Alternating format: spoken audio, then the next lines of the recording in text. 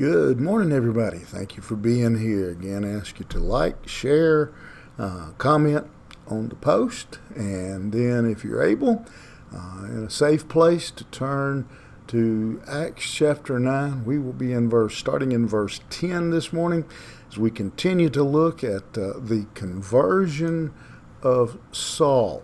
And we're going to go off the main road here for just a second as we see the sideline to the story of Saul and his conversion, and seeing the bright light, hearing the voice from heaven.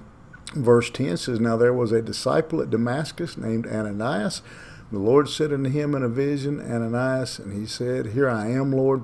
And the Lord said to him, Rise and go to the street called Straight, in the house of Judas.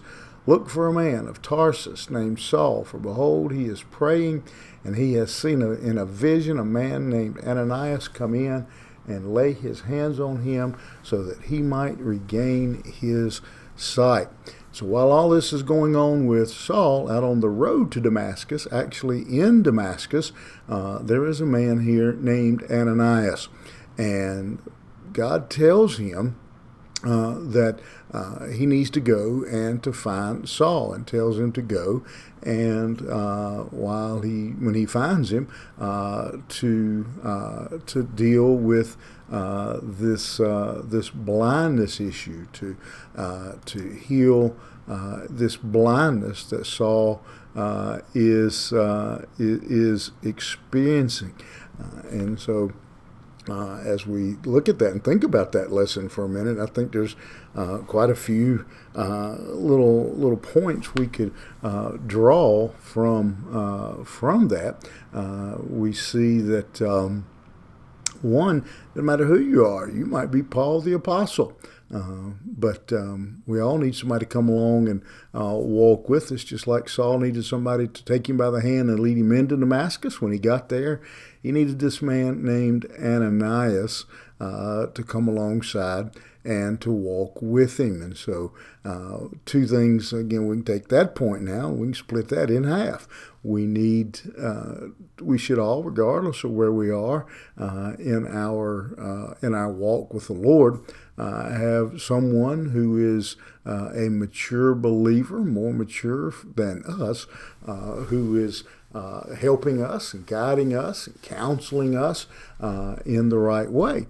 And then second of all, be willing to be that person for someone else, that we help someone else as they come along. And Ananias here is told, you go and you find this man named Saul. Get up and go get him. You'll find him praying. He's seen a vision. He knows you're coming. You lay eyes on him, lay hands on him, that he can regain his sight.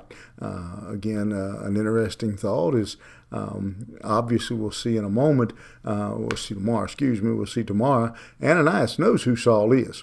He knows his track record.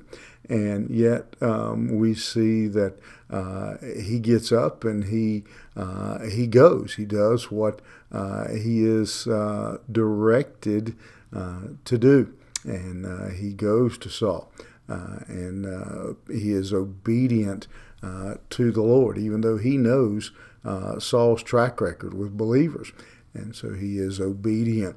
And so I hope you'll think about a couple of those lessons today. Do you have someone who is pouring into your life, someone who is more mature in their faith, who is more further along in their walk with the Lord than you, who is pouring back into you and helping you? Do you have someone who you are bringing along, who you are bringing up in the faith, and then off on a little different path? Are we like Ananias? Even when God sends us to do something that may make us a little uncomfortable, are we faithful to go and to do His will, to carry out His commandment? Several good thoughts there for us. Hope you'll consider them. Have a great day, and we'll see you here tomorrow morning.